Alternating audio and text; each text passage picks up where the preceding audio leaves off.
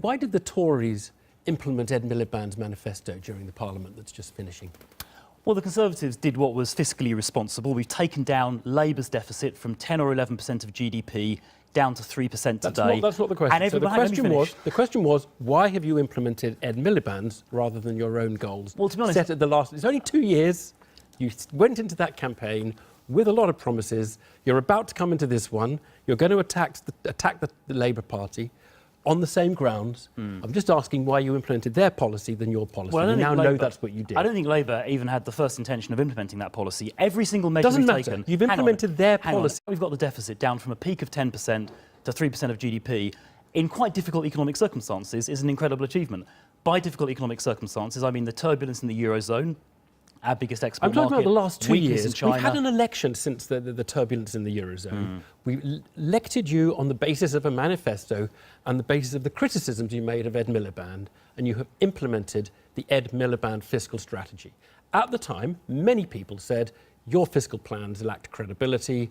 You said, trust us, we can do it. We now know, we've got it from the IFS, you couldn't, and you delivered the Ed Miliband plan. Well, what is true... Public spending has increased, hasn't it, rather than decreased? Well, public spending in real terms has been constant at about £760 billion a year. It's increased by about 1% a year. You said you'd reduce it by about 1% your own chart showed it reducing from 46% of GDP down to about 38% of GDP. And in real terms, in real pound terms, it's been constant at about £760 billion a year for the last few years. The figures you're quoting are only the departmental expenditure limits. They don't include all government expenditure. It would be ridiculous for the voters to listen to anything you have to say about Labour's tax and spending plans, given what we've just learned about the last election and what you said about Labour's plans, which you then went on to implement. Nonsense. We've reduced Labour's deficit from 11% of GDP to 3% of GDP. You keep repeating well, it's an important figure. It's an important figure. You keep repeating it. I'm saying what happened at the last election was you made a lot of criticisms of Ed Miliband's plans, and then you delivered them. Look, what is true? Why would we believe you if you'd made new criticisms of Labour Party plans? Because you might implement those.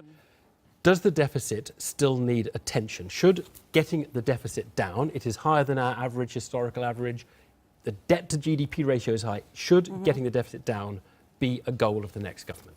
First, just a correction. The deficit was not an average 10% or 11% under Labour.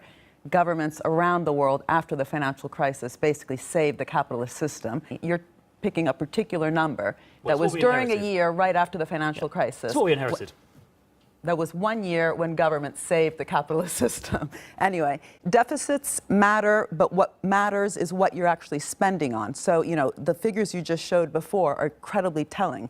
Italy's deficit today is lower than the UK's deficit. You know, how much does that tell us? Italy's deficit has been lower than Germany's deficit for the last 20 years. They borrowed a lot in the past. They accumulated a big pile of debt. What matters is how you are growing. So what really matters, and what both parties should be talking about, and are not talking about, is the big elephant in the room, which is that the source of growth in this country continues to be private debt, consumption-led growth, not investment-led growth. So the ratio of private debt, not public debt, to disposable income is back at record levels as it was before the crisis.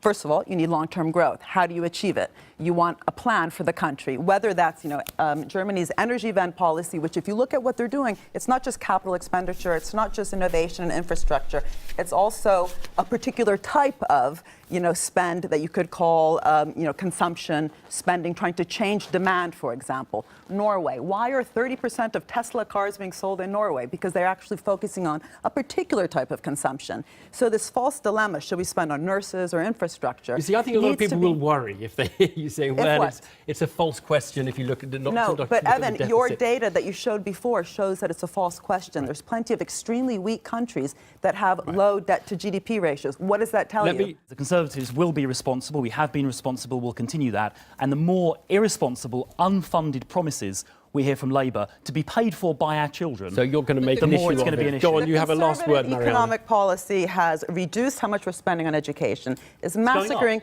No. Why are head teachers all over the country protesting? Are they foolish? Do they have no idea what's happening to the school system? We know it's going down. Let's not argue about it. We know it's going down per pupil. Yeah, but the point is productivity continues to lag. The little increase in real incomes has gone all to over 60-year-olds. You know, that is a problem. We have an increasingly financialized economy. Again, personal debt to disposable income is back at record levels. How can you call that achievement?